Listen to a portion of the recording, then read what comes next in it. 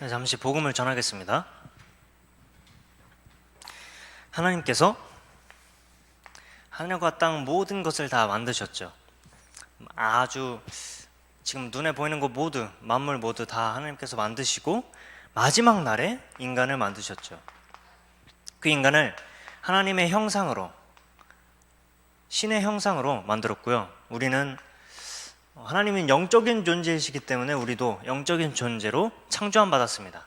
그래서 다른 생명체와는 다르게 우리가 하나님과 마음을 교제할 수가 있었습니다. 우리가 하나님과 깊은 대화를 나누고 정말 하나님의 마음을 따르는 그런 존재였습니다. 그리고 그 모든 만물을 우리 인간에게 정복하고 다스리는 그 권세를 우리에게 선물로 주셨습니다. 가장 중요한 영원한 생명까지 우리에게 선물로 주셨어요. 이게 원래 인간 상태죠. 그래서 우리가 하나님과 함께 할 때만 참된 행복을 누리도록 우리가 창조되었습니다. 그런데 이런 인간을 정말 안이꼽게 보고 우리 인간을 무너뜨리기 위해 노력하는 존재가 하나 있습니다. 그 존재가 사단이라는 존재인데요. 이 사단은 원래는 천사였습니다. 천사였지만 정말 하나님보다 높게 되고자 교만해서 이제 땅으로 추방당했죠. 타락한 천사입니다. 얘는 영원한 형벌인 지옥에 가죠. 얘는 진짜 거짓의 아비죠. 거짓말을 진짜 잘합니다. 어느 정도냐면 안 들킵니다. 하나님의 능력이 없으면 절대로 안 들켜요. 그래서 이 거짓말로 우리를 속이죠. 그리고 이 사단이 직접 공격하지 않습니다. 창세기 사건 때도 이 에덴 동산 사건 이따가 말할 건데 에덴 동산 사건 때 그냥 나타나서 공격하지 않습니다. 성경에는 옛 뱀을 통해서 공격을 했습니다. 사단이 막 내가 악마야, 귀신이야 막 하면서 막 진짜 뭐 멋있게 좀 뭔가 무섭게 막 이렇게 나타나면 초급 공격이죠. 초급 공격. 얘는 무조건 중간 매체를 통해서 타고 옵니다. 핸드폰은 나쁜 게 아닙니다. 컴퓨터는 나쁜 게 아니에요. 그런데 사단이 그거를 통로로 해서 우리를 공격을 합니다. 음란물을 보게 만들고 하나님 그 중간 매체를 통해서 하나님께 집중돼야 될 그 마음이 중간 매체로 완전히 뺏겨버립니다. 마음이 뺏기는 게 예배고 그건데 완전히 뺏겨버리죠. 그래서 이게 사단이 공격하는 그 원리입니다. 이걸로 우리 그 에덴 동산, 유명한 에덴 동산 사건 때 우리를 속입니다. 하나님께서 에덴 동산을 만드시고 중앙에 선악과를 지으시고 인간에게 절대로 먹지 말라, 먹는 날엔 네가 죽으리라 말씀하셨는데 사단이 일단 거짓말을 하죠. 옛뱀을 통해서, 중간 매체를 통해서 아니야, 그거 먹으면 안 죽어, 네가 하나님이 되는 거야, 이렇게 속여버립니다. 그래서 그 거짓말에 들어서 이걸 먹게 되죠. 하나님의 말씀에 불순종하는 죄를 짓게 됩니다. 이게 근본 문제고 성경에서 말하는 원죄죠. 그래서 이것을 먹음으로 하나님 말씀에 불순종함으로 하나님을 떠났습니다. 이 원래 인간 상태가 완전히 끊겼어요. 우리가 하나님의 말씀을 들어야 우리가 하나님의 자녀인데 마귀의 말을 들어버렸습니다. 그래서 이 세상을 마귀의 자녀 상태로 지금 쭉 이어오고 있죠.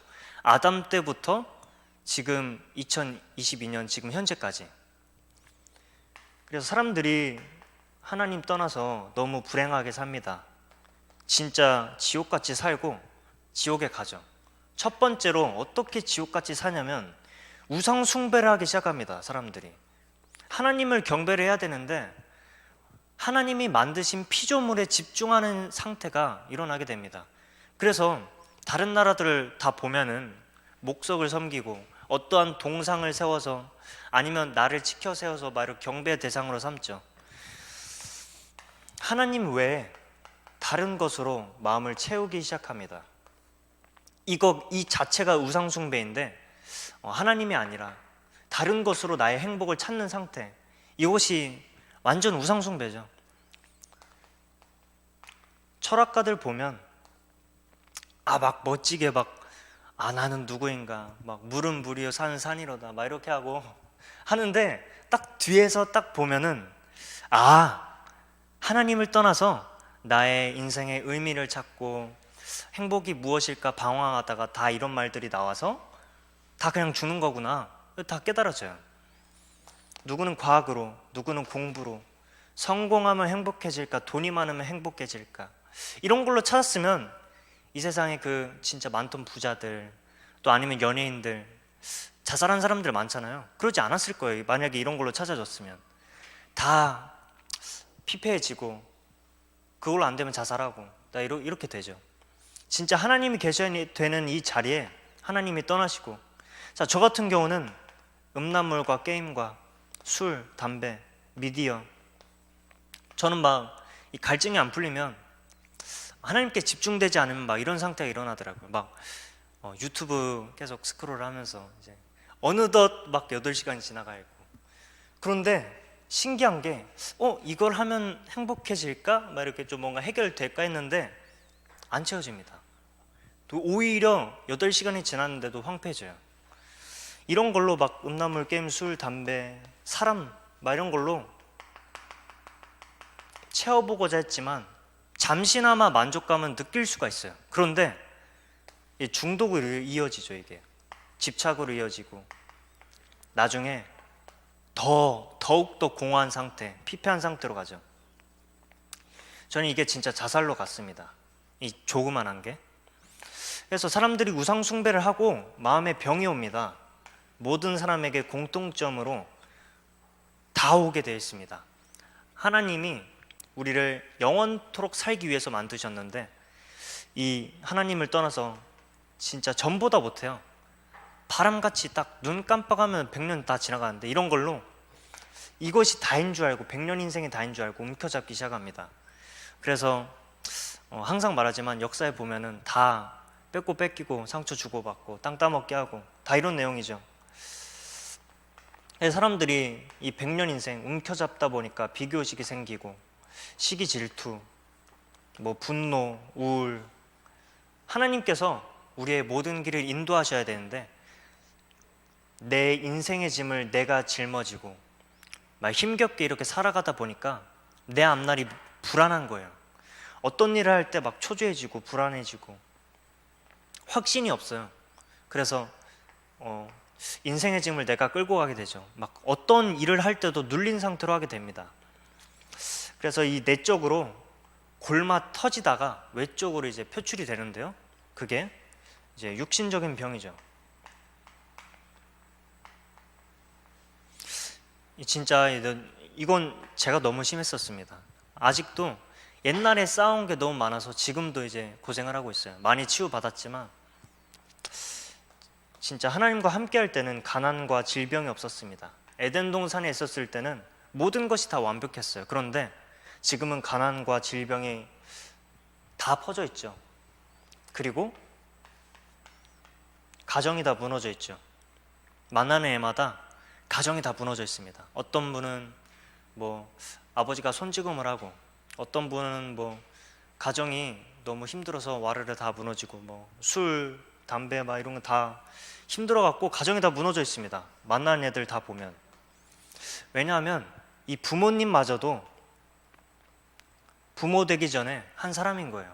그래서 이 우상숭배의 문제, 마음의 병, 육체의 병, 공허한 문제, 어딘가 이 채워지지 않는 빈 마음의 문제가 부모님에게도 똑같이 찾아옵니다.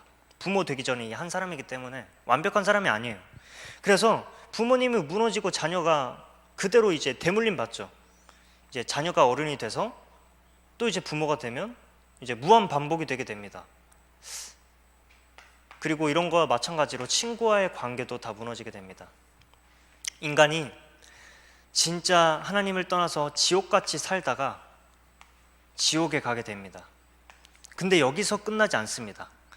이 지옥 가는 영적 상태가 그와 같이 방황하면서 죽을 수밖에 없는 이 존재, 이 상태가 후대에게, 내 자녀들에게 그대로 되물려 줍니다. 그대로 하나도 빠짐없이 다 대물림 받습니다. 저 같은 경우도 대물림 받았죠. 저희 친아버지가 이제 음란에 많이 했어서 저도 이제 초등학교 4학년 때 그게 대물림 받았죠. 가문의 저주 그대로 물려받습니다. 하나님 떠난 영적 상태도 그대로 물려받아요. 그런데 하나님께서 너무 사랑이 많으시죠. 너무 사랑이 많으셔서 창세기 3장 9절에 이렇게 나와 있습니다. 이 첫 번째 지음받은 사람 아담이 죄를 짓고 하나님을 떠나서 너무 부끄러워서 나무 뒤에 막 이렇게 숨습니다. 그래서 하나님이 보시면 어떡하지 막 이렇게 두려워 떨고 있는데 하나님께서 그 아담을 없애지 않으시고 다시 부르십니다. 하나님께서 네가 감히 죄를 지어? 하면서 막 이렇게 싹둑 자르지 않으시고 다시 부르십니다. 그리고 바로 너무 사랑하셔서 약속을 하나 주시죠. 그게 구원자의 약속입니다. 창세기 3장 15절이죠. 여자의 후손이 와서 뱀의 머리를 박살낼 것이다. 이게 무슨 말이냐면 여자의 후손, 구원자가 오셔서 너희를 속인 이 뱀의 머리를 박살낼 것이다. 이 모든 방황하는 문제에 내가 구원자를 보내서 끝내주겠다 약속하십니다. 그 구원자가 예수님이시죠. 예수님이 성육신 하셔서 말씀에 처녀가 잉태하여 아들을 낳으리니 그 이름을 임마누엘이라 하리라. 예수님은 남자의 씨로 오시지 않으셨어요. 남자의 씨로 왔으면 이 대물림의 문제 그대로 받아서 죄가 씨 오게 되는데 예수님은 성령의 씨로 하늘에서 내려온 성령의 씨로 오시게 됩니다. 그래서 죄가 없이 오시게 돼요. 성육신 하셨어요. 그래서 예수님이 하나님이신데 정말 죽으실 이유가 아무것도 없습니다. 그런데 우리를 위해서 이 하나님 떠난 원죄, 근본 문제 다 지시고 자범죄, 나의 방황하는 모든 문제까지, 나의 미래까지 모든 것을 다 지시고 십자가에서 진짜 처참히 죽으셔서 우리의 죄를 대속하십니다. 우리의 죄를 대신 감당하십니다. 십자가에 죽으셨어요. 그리고 성경대로 부활하시고 승천하시고 하늘 보좌의 우편에 앉으심으로 우리에게 처음 약속하셨던 창세기 3장 15절 구원자의 약속, 이 그리스도의 이 직분을 이루십니다. 그래서 예수님이 제사장, 대제사장으로 오셔서 영원한 제사장으로 오셔서 우리의 죄를 용서하시고 참 선지자로 오셔서 하나님 떠난 길이 되십니다.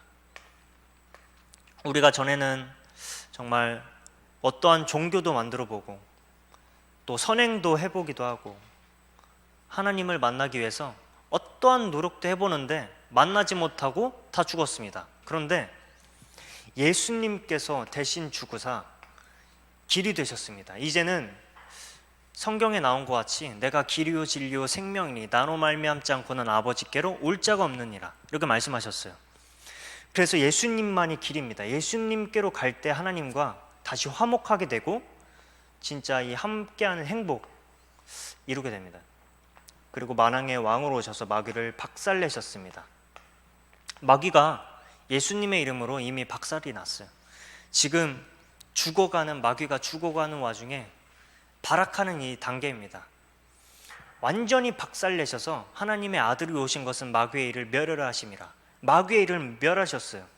우리가 이렇게 고와 같이 방황하고 죽을 수밖에 없는데 예수 그리스도를 보내사 죽으심으로 십자가를 감당하심으로 이 모든 마귀의 일을 멸하셨습니다. 그래서 내 미래,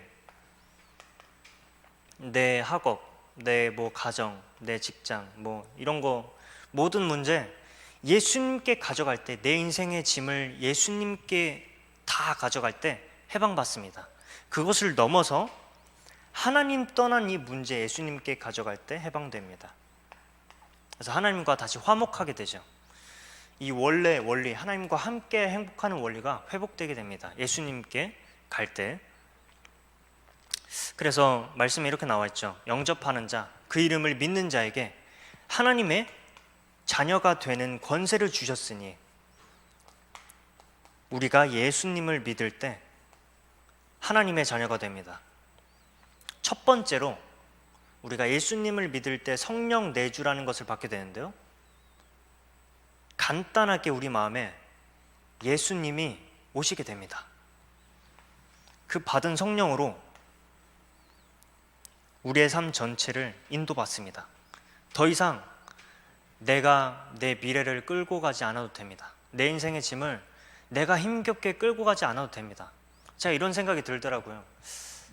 내가 이제 한 1년 전인가? 내가 뭐 먹고 살지? 모든 거 다 잃었는데 어떻게 살지? 이런 거 다 필요 없어요. 예수님께서 인도하십니다. 우리는 하나님께 집중하면 돼요. 내 안에 계신 그 그리스도, 성령만 의지하면서. 그래서 성령을 받아서 성령의 역사가 일어나기 시작합니다. 말씀은 곧 하나님이시라고 요한복음 1장에 나와 있습니다. 첫 장에 나와 있어요. 말씀은 하나님이시라고. 이 말씀이 드디어 이해되어지기 시작합니다. 그리고 이제 기도가 진짜 시작되죠. 내가 이렇게 무당같이 비는 기도를 했다면 진짜 이제는 말씀으로 실제로 역사하는 그 기도가 시작되게 됩니다. 그리고 그 기도가 응답을 받습니다. 우리가 전에는 사단을 이길 수도 없습니다. 우리가 그냥 한눈에 봐도 6,000년 넘게 산 사람이랑 지금 제 20살 넘게 산 사람이랑 확실히 다르잖아요. 이걸 넘어서 사단은 이길 수가 없습니다. 우리의 힘으로 절대로 이길 수도 없고, 제가 내 과거의 문제, 현재의 문제, 미래의 문제 내가 해결할 수도 없습니다. 그런데 이제는 예수님의 이름으로 이 사단을 결박하고 이길 수 있습니다. 그리고 오로지 예수님께 맡길 때 모두 인도받죠? 그래서 가장 중요한 것, 우리가 대한민국 시민권자, 100년 살다가 죽을 시민권자가 아니라 영원한 천국의 시민권자로 살아가게 됩니다. 그리고 성경대로 진짜 멋지게 복음을 증거하게 됩니다. 좀 복음을 증거할 때마다 이런 생각이 들어요. 너무 행복하다는 생각이 듭니다. 왜냐하면 제가 복음을 전하는데 그럼 뭔가 행복하더라고요. 뭔가 나의 원래 인간 상태가 더욱더 이제 확인되어지고, 복음을 전하는데 상대방이 세워지는데 제가 전하는데 제가 세워지고 이런 느낌이 듭니다. 성경대로 진짜 이 복음을 만민에게 전파하고 증거하게 되고 제자를 세우게 됩니다. 진짜 행복하게 살다가 우리의 본향인 천국에 가게 됩니다. 이 복음, 그리스도 대신 그 예수님을 우리가 잠시 영접하는 시간을 갖겠습니다. 따라해 주세요. 하나님 감사합니다. 복음을 들려주심에 감사합니다. 예수님이 구원자로 오셔서 복음을 듣고 믿는 자마다 하나님의 자녀가 된다는 말씀을 마음에 담습니다. 내 마음에 성령이 오셔서, 예수님이 나의 마음에 오셔서 내 인생을 인도해 주세요. 우리에게 믿음을 주세요. 모든 문제를 해결하신 예수님을 지금 이 시간 구합니다. 예수님의 이름으로 기도드렸습니다. 아멘.